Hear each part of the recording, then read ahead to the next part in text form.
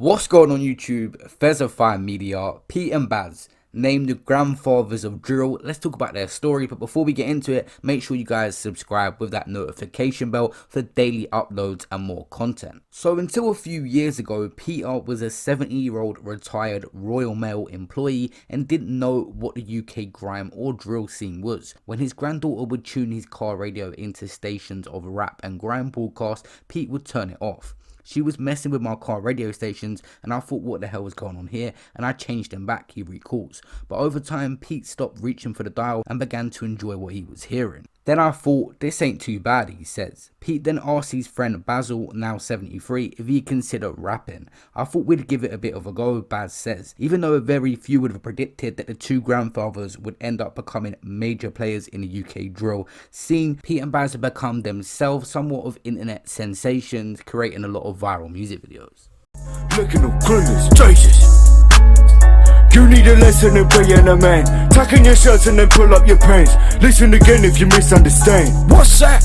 I don't wanna hear another peep. Tied my hands and the bobby's on the beat. Lorene's on my feet. Pull up in the mud with my bird in the street. Pete and Baz are both South London born and bred. Before embarking on a career in music, Pete worked for the Royal Mail and Westminster Council, and Baz's background is a bit of a mystery and he likes to keep it that way.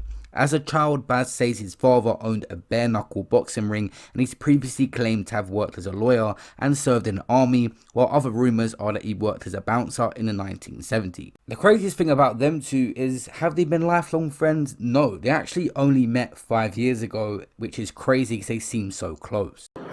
Listen, Giggs, well, you know you stole Baz's flow. If you don't apologise, he doesn't want to fight you because he'll knock you straight out.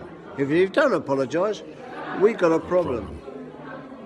Now, before we go into their tracks and their music, right, let's just talk about how unique they are. Although there's a few people I think that's done it in America, older guys, but this is something that's going to appeal to kids. Grown-ups and stuff can relate to it and laugh along and play around with it, but they're actually quite good in some of their tracks and their bars they write down. So there was rumours that other people was writing for them, but that's not the case. They write their own songs and it is their voice as well. And this ain't just some little one-off video for a laugh. They're actually rappers now, have got a fan base, they're doing shows, and judging by their Instagram page, they got a very, very active and loyal following. And these guys are actually selling out shows. I mean, how can you not go to their show when they're putting up videos like this on your Instagram feed?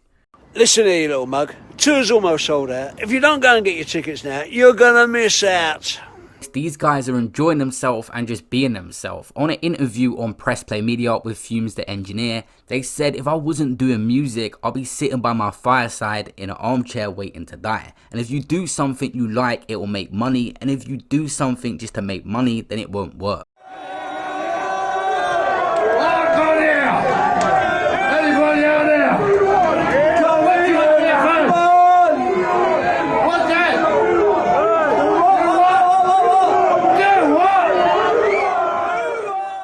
I think right now in this generation, everyone sees how much rappers are making a lot of money, so there's oversaturation in the market. So these guys are a breath of fresh air. They're generally just being themselves. They don't really want to be famous, they were just doing it for fun, and it's what's come with it.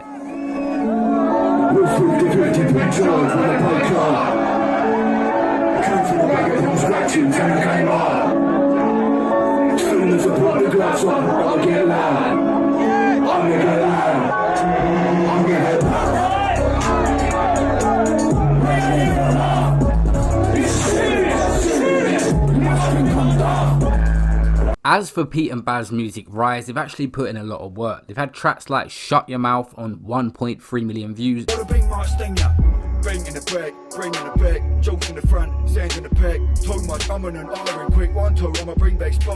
one on 1.4 million views. I'ma get loud.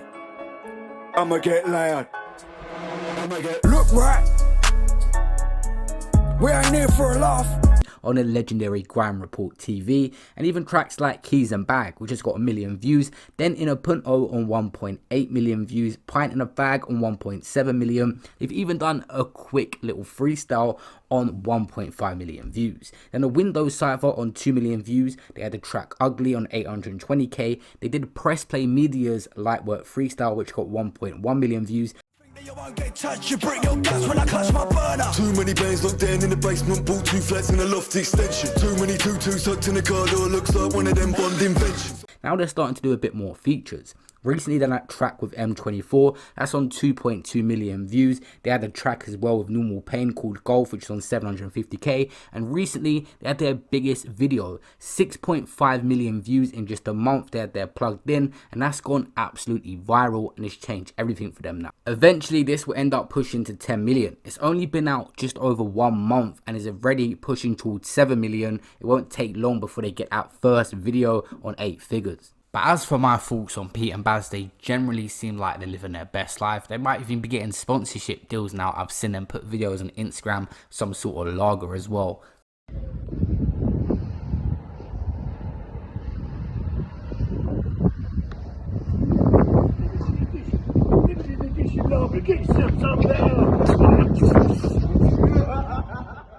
Who do you guys want to see a story on next? Comment below and make sure you subscribe to the channel, leave a like and a notification bell. Peace out.